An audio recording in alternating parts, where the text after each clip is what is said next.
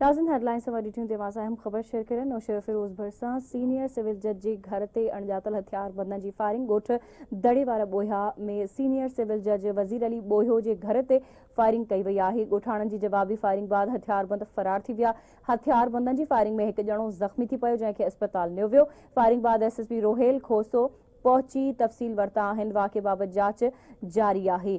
नौशेर फिरोज़ भरसां senior civil जज जे घर ते अणॼातल हथियारबंदनि जी फायरिंग। ॻोठ दड़ीवारा ॿोयो में सीनियर सिविल जज वज़ीर अली ॿोयो जे घर ते फायरिंग कई वई। ॻोठाणनि जी जवाबी फायरिंग बाद हथियारबंद फरार थी विया आहिनि। एक भेरो ॿीहर अवां सां अहम ख़बर शेयर करे रहिया। नौशेर फिरोज़ भरसां सीनियर सिविल जज जे घर ते अणॼातल हथियारबंदनि फायरिंग कई आहे। ॻोठ ॿोयो में सीनियर सिविल जज वज़ीर अली ॿोयो जे घर ते फायरिंग कई वई। ॻोठाणनि जी जवाबी फायरिंग में हथियारबंद फरार थी विया आहिनि।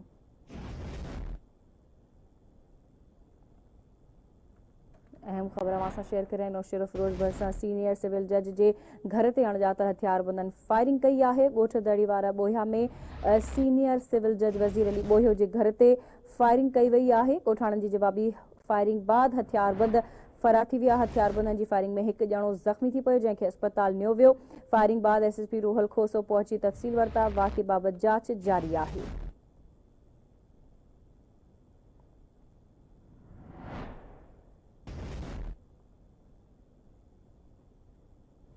नौशेर फिरोज़ भरसां सीनियर सिविल जज जे घर ते अणॼातल हथियारबंदनि फायरिंग कई आहे।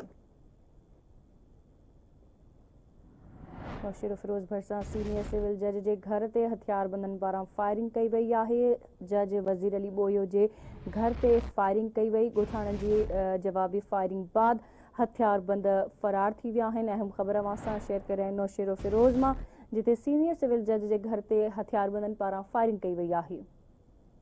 तफ़सील मालूम कंदासीं आवाज़ न्यूज़ रिपोर्टर ज़ाहिद काइम खानी खां। जी ज़ाहिद।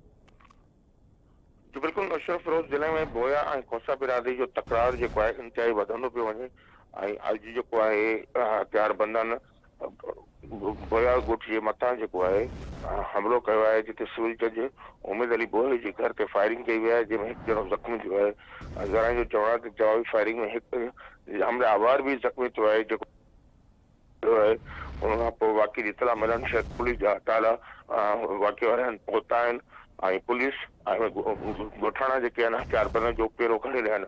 अव्हांखे ॿुधाईंदो त हिन खां अॻु में बि ॿ भेरा जेको आहे बोया बिरादरी जे मथां ॻोठनि ते हमिलो थियो आहे ऐं हिकिड़ी हथियारनि वारी दुकान तां जेका आहे तुर थी आहे। हुन खां पोइ मुख़्तलिफ़ सोशल मीडिया ते इक़बाल खोसे जे पारां जेको आहे वीडियो पैगाम जारी करे धमकी ॾिनियूं वयूं।